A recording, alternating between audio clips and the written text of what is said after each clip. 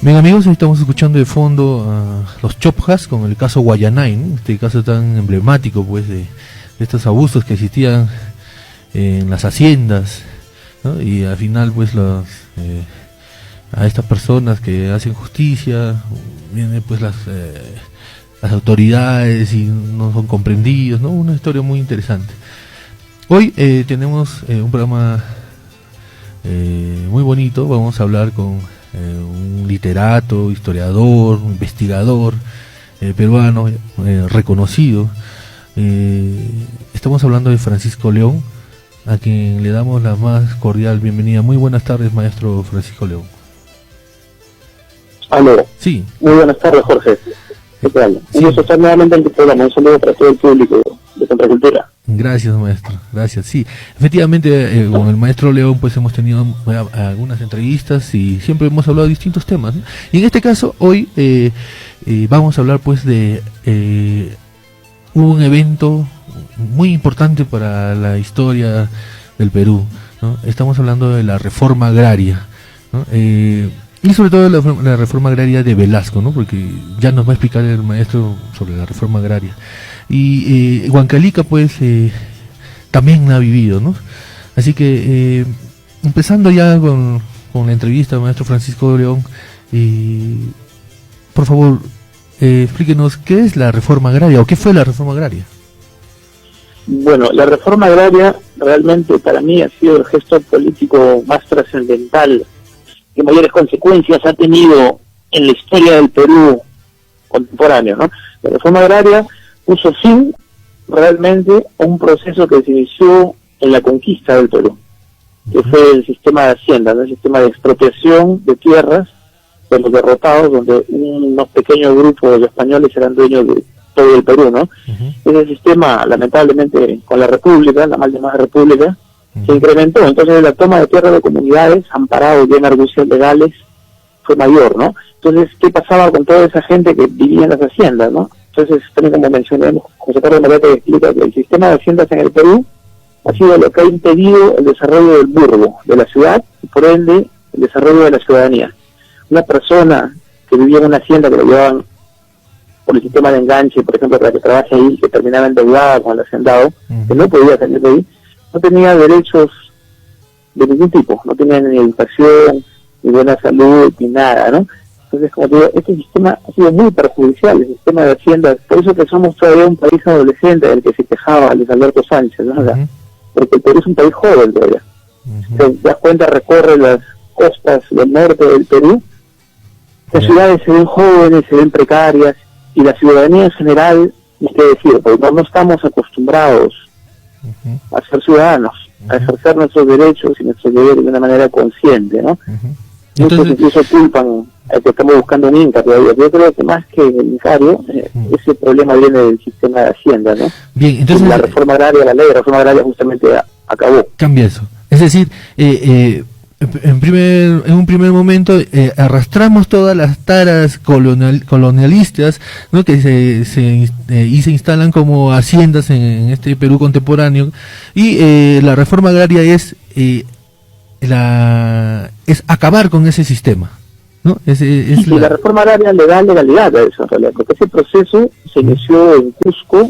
Así que en los años 60 fue un proceso de toma de tierras que muchos creen que fue casi espontáneo, pero en realidad se debió a la influencia del PC cusqueño a través de la Federación de Trabajadores del Cusco, gente como Simón Herrera Farfán y Emiliano Guamantica, mucho antes de que Hugo Blanco inicie ese mismo proceso, ¿no? Que a su vez fue ayudado por estos dirigentes. Entonces hay que aclarar bien las cosas, ¿no? El proceso de toma de tierras, sí, al campesino se le enseña, al FDTC le enseña a gremiarse, a crear federaciones campesinas. Entonces el desarrollo de la conciencia política de los mismos campesinos, sumado a años de cansancio y abusos, llevan a que se empiecen a tomar las tierras ya de esa manera pacífica, ¿no? Pero no tan pacífica porque hubo varios muertos en realidad en Cusco. Los hacendados no se dejaron quitar las tierras así nomás, ¿no? La toma de tierras por parte de los campesinos sí era pacífica, pero la respuesta de los hacendados era violenta. Entonces la reforma agraria vino a darle, digamos, un marco ya legal a ese proceso iniciado, como te contaba, ¿no? Fines de los 60 en Cusco, justamente, cuando Neira escribe su famoso libro Cusco, Tierra o Muerte, ¿no? Es decir, claro. La reforma agraria responde pues a la necesidad del pueblo, a la necesidad del campesino de ser dueño de su propia tierra, de la que siempre fue dueño, que pues la tuvo secuestrada por años, ¿no? Por la oligarquía, ¿no? Y claro, el campesino entiende que siempre fueron propietarios de la tierra, que la tierra sin ellos no produce, como digo, por esas cuestiones de despertar a la conciencia política, a través de la FDTC, pero también acá tiene otro lado la reforma agraria, que el Departamento de Estado norteamericano le recomendó a Fernando Belaúnde Terry en su primer y desastroso gobierno que haga la reforma agraria. Justamente, ¿por qué? Porque ellos sabían, los gringos, que obviamente si no se hacía la reforma agraria, si no se daba, cualquier intento revolucionario en el Perú va a tener un ejército de miles de hombres dispuestos a morir por un pedazo de tierra, porque no tenían nada, como pasó en México, la Revolución Mexicana. Claro. En cambio, la lógica del yanqui era que si yo vuelvo propietario, pequeño propietario a alguien, ya no se vuelve un sujeto revolucionario porque defiende lo suyo, que es lo que pasa generalmente con la clase media, ¿no? Eres dueño de una casita, para que no te la quiten ya no te metes en una revolución. Es más peligroso cuando no tienes nada que perder, ¿no? Entonces, eso fue algo también interesante, que la reforma agraria, incluso del gobierno de Prado, se discutía, siempre ha estado ahí para servir a los intereses de los yanquis o la oligarquía también, ¿no? Pero el proceso fue natural, como te digo, los propios campesinos lo iniciaron y Velasco, un gran gesto, le dio legalidad, ¿no? Claro, es decir... También estuvo mal hecha la reforma en algunas cosas, ¿no? Pero claro. Bueno, eso es otro tema. Pero claro, ahí yendo en este asunto que es muy importante para nuestros radioescuchas, porque esto es aprender, esto es conocer de nuestra historia. Como a los gringos les ha pasado casi siempre lo que les pasa en otros lugares, ¿no? Es decir, se trató de que, por ejemplo, efectivamente Belaúnde pues tenía una intención de reforma agraria que esa fue una de sus promesas incluso, ¿no? Cuando estaba cuando se presentó pues para la presidencia y todo, no la hizo, o la hizo muy mal, o la hizo a medias, no la hizo bien, pero apoyado, alentado por los norteamericanos, al final cuando la hace Velasco él mismo dice, ¿no?, que nosotros estamos haciendo la reforma agraria, ¿no?, pero ya le da la espalda de alguna manera a los gringos, ¿no? Es decir, esa idea la toma, pero por dos motivos, ¿no? Para intentar de que no se esparza una idea de tipo comunista tal vez, pero hacerlo más nacionalista. ¿Esa fue la idea de Velasco o no, maestro?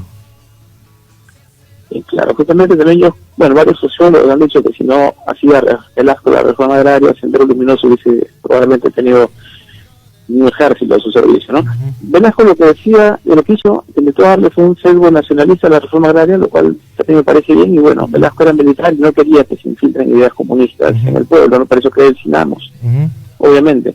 Lo importante de Velasco es que no queda solo allí, sino que Velasco instaura reformas en el plano simbólico. Es lo más importante porque, como dice Zizek, justamente lo simbólico es el sustento de la realidad. O sea, no solamente eres dueño de tu tierra, sino que dejas de ser un indio para volverte un campesino. Por eso que cambia el nombre. El festejo es Día del Indio, Día del Campesino, ¿te das cuenta? Campesino es un ciudadano dueño de su tierra que se dedica al trabajo agrícola en el campo. Es bastante interesante lo que hizo Velasco. Yo sí le tengo bastante respeto a las cosas que hizo Velasco, ¿no? Creo que después, obviamente, como te contaba en el proceso, le sacaron la vuelta a la propia reforma, ¿no? Porque había militares que eran, ¿no?, contrarreformistas, sí, tal cual, que finalmente hacían tranza con los hacendados para devolverles, para pagarles reparaciones, que hasta ahora tienen bonos de la reforma agraria. Sí, y todavía quieren cobrarlo, ¿no? Maestro, el 24 de junio de 1969 el general Velasco inició pues esta radical reforma, ¿no? Y como usted dice, él le llama ya campesino, el patrón no vivirá más de tu pobreza, ¿no? Porque antes de esto, yo he conversado también con personas ya mayores, ¿no?, que han vivido antes de la reforma agraria, efectivamente pues cuentan de que había pues un abuso tremendo contra la población, ¿no? Prácticamente ellos no tenían vida, sus dueños eran pues los hacendados, incluso tenían costumbres del medioevo, ¿no? Por ejemplo, había unas señoras que se casaban, recién casados, querían ellos tener pues una especie de posesión, ¿no? Claro, ¿no? Ese es de la edad media, ¿no? ¿Cómo era posible que en esa época se hiciera eso, no? Es que Justamente, mi estimado Jorge, el problema del Perú es ese, de que hemos vivido procesos históricos en un tiempo distinto al que los ha vivido Europa. Pues el desarrollo de Europa se debe a que ellos pasaron su feudalidad a su revolución industrial en tiempos totalmente distintos. A lo nuestro eso se debe también, obviamente, al tipo de reinato que tuvimos acá, quien nos conquistó, ¿no? Que hizo España con nosotros. Entonces España nos tuvo sumidos en la ignorancia, en las haciendas y en la religión católica. Entonces los procesos acá se han dado de una manera muy distinta. ¿Te das cuenta? Por eso que el Perú es así, no somos una nación, te das cuenta, no somos ciudadanos, estamos casi en formación. Sí, sí. Entonces debe hacer esa reforma. Entonces era necesaria pues la reforma agraria, ¿no? Pero se quería hacer una reforma, tal vez, por ejemplo, Belaúnde quería hacer una reforma muy lenta, tal vez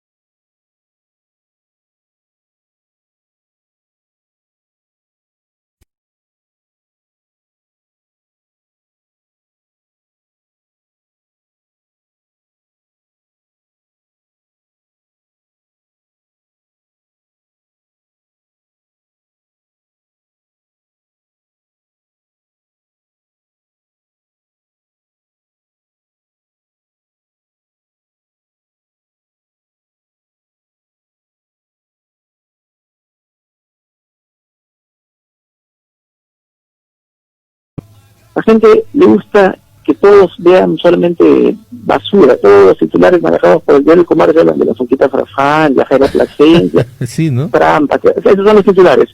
Nadie habla de lo que está pasando, no hay análisis. La televisión nacional, a diferencia de lo que pasa en Argentina, no debate estos temas, no analiza su propia historia, no se cuestiona su propia historia.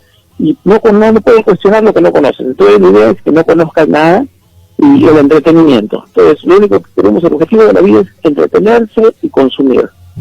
Te das cuenta, todo lo que te vuelve es un animalito dócil, no un ciudadano, sino un habitante de un territorio, un animalito dócil, ¿no? Eso es lo que pasa. Entonces tenemos que persistir, tenemos que resistir con programas como el tuyo para que alguien despierte, ¿no? No seamos ilusos, pero alguien despertará al menos escuchándote. Sí, claro. Gracias por su palabra. Sí, efectivamente, pues la idea es, así como usted también hace un trabajo pues de concientización, de un trabajo sobre todo de que se tome conciencia de lo que nos rodea, ¿no? Y abrir los ojos. Y una forma de abrir los ojos es recordando lo que ha pasado, ¿no? Ahora, por ejemplo, hablando de la reforma agraria, pues cuando se toca ese tema, que es un tema tabú, por así decirlo, las personas no saben ni siquiera que fue la reforma agraria, no conocen a Velasco. Por ejemplo, no saben que le decían chino, ¿no? Claro, el primer chino el primer chino en nuestro país ha sido gobernado entonces por dos chinos, el chino Velasco y el chino Fujimori, pero ahí está el chino, pues. Y ese chino tenía un jale tremendo, por así decirlo, chino contigo hasta la muerte era la palabra. Y él pues era una estrella en su época. Él tuvo también dentro de las cosas buenas que él hizo, después pudo hacer que el pueblo, los jóvenes de la época, esa izquierda que estaba pues todavía pujante, que tenían esos ánimos de hacer buena política, lo vieran con respeto, ¿no? Dijeron, no, pues está haciendo lo que no han hecho muchos, otros, ¿no? Trabajaron con él de izquierda, sí, muchos se pasaron a trabajar con el velasquismo. Incluso Carlos Delgado, que era secretario personal de allá de la Torre, deja el APRA y se va con Velasco. Él es uno de los ideólogos de la reforma agraria, las frases incluso que las colocan a Tupac Amaru, esa frase, ¿no? Claro. Campesino, el patrón con hambre de pobreza, es creación de Delgado, ¿no? Entonces muchos, si no me equivoco, Béjar, muchísima gente, el mismo Neira, se va a trabajar, gente que era del PC, se va a trabajar con Velasco. Claro, Béjar, ¿no? Sí, o sea, vieron que estaba haciendo lo que no hacía nadie, en realidad. Lo que no ha hecho nadie nunca. Para mí, Juan Velasco Alvarado es el mejor presidente de toda la historia del Perú. Sí, verdad, es el único que ha hecho pienso eso, ¿no? Cosas. Sí, por ejemplo, y lo que estamos hablando, justo que estaba hablando esto de los discursos, ¿no? Qué diferencia tan abismal. Miren, era un militar, sí, pero era un militar pensante. Mire, ahora tenemos, hemos escuchado por ahí decir a nuestro presidente, ¿no? Que no hemos elegido, pero es nuestro presidente, decir que él no es jefe de Estado, ¿no? Es decir, tiene pues una vaciedad donde falta mucho en sus alocuciones. La parte final del mensaje de la nación con motivo de la promulgación de la ley de la reforma agraria de Velasco, dice: al hombre de la tierra ahora le podemos decir en voz alta, inmortal y libertaria, como Tupac Amaru, campesino, el patrón ya no comerá más de tu pobreza. Es decir, hasta eso hay calidad, ¿no? La calidad es muy distinta. Sí. Eso tenemos que rescatar, y sobre todo en estos momentos en que el Perú está siendo invadido por venezolanos, gracias a Vizcarra, Donald Trump, que nos matan, que nos asesinan, que nos discriminan día a día. Y necesitamos volver al nacionalismo, honestamente. Claro, ¿no? Necesitamos retomar ese espíritu de Juan Velasco Alvarado, de Tupac Amaru, de Andrés Avelino Cáceres, el Taita. Claro, así es. O sea, no tiene nada de malo ser nacionalista, sino que acá, en Lima al menos, les comento, está el prejuicio de las clases altas, de la gente blanca, como ellos no tienen problemas con los migrantes venezolanos, con los deliveros, porque como sus barrios son seguros, discriminan pues acá a la gente de los conos, ¿no? Dicen que la xenofobia, la mal llamada xenofobia es cosa de cholo, dicen. Y eso es muy cool, querer a los venecos. No es así, pues. Hay que pensar siempre en el otro, en el menos privilegiado, que debe luchar por su espacio vital. Y eso, la campaña electoral del sur lo ha demostrado ahora, ¿no? Los votos de Tauro, por ejemplo. Claro. Y usted tiene razón, porque, por ejemplo, mire, tenemos muchos docentes que están sin trabajo, pero por ahí estamos viendo que hay docentes venezolanos. Es decir, se le da trabajo a un extranjero y a los que tenemos acá no. Estimado Jorge, lo dijo el Inca Garcilaso de la Vega: el Perú es madrastra para sus hijas me dijo padrastra, madre para los extranjeros y madrastra para los hijos. Su hijo el Inca Garcilaso. Sí, pues así lo dijo. Maestro, y entrando ya al tema ya de su trabajo, vemos pues sus actividades, ¿no? Que dice, sus reconocimientos. Ahora, ¿qué libro está trabajando, maestro? Aparte del Taita, que ya lo ha terminado, ¿no? Sí, el Taita se presenta en Huancavelica, sí o sí, yo como el editor, para marzo está listo. Ah, caramba. Acabo de terminar la antología de literatura de Salamanca de Monterrico, que es la primera antología barrial que se ha hecho en el Perú, antología de un barrio, y es bueno para rescatar autores tanto consagrados como a los no conocidos. Me encanta visualizar a los autores no conocidos, a la gente llativa, como se dice, pero que tiene buen trabajo, ¿no? Estoy terminando un libro sobre Roca en Cusco, estoy terminando un libro sobre la convención clandestina de Vitarte, del año 44, cuando el APRA da el giro ideológico que pasa descaradamente a la derecha, del 44. Sí, estoy terminando también, que lo tengo para un libro más, el libro del maestro Quintanilla, que se llama China and Canan, así debe ser, entrevistas sobre el Perú, que ya sale, ya está terminado. Mi libro sobre Piero Bustos, libro sobre arte y política, Piero Bustos, el músico del pueblo del barrio, también ya sale. Como 5 libros tengo ya listos por este año. Prolífico usted, maestro, como siempre, y siempre ilustrándonos. Contracultura le agradece esas ganas de querer compartir pues sus conocimientos, como siempre, pues al final el programa es esto, ¿no? Del tiempo que siempre no nos permite continuar hablando en vivo, pero sí, ahora nos está dando la noticia que en Huancavelica en marzo sale el Taita, y también ya nosotros, Contracultura y las otras organizaciones gestoras culturales, vamos a también conversar con usted, porque próximamente tenemos una actividad que queremos realizar, todavía no la soltamos, pero seguramente vamos a contar con usted aquí en Huancavelica, maestro. Excelente, un gustazo estar en Huancavelica y compartir con ustedes. Muchísimas gracias, maestro, por su tiempo, y por favor despídase de los hermanos huancavelicanos. Bueno, un saludo para todos los jóvenes pujantes y para el pueblo hermoso de Huancavelica, y para los oyentes de Contracultura, el gran amigo Jorge. Muchísimas gracias. Muchas gracias, maestro. Estamos bien.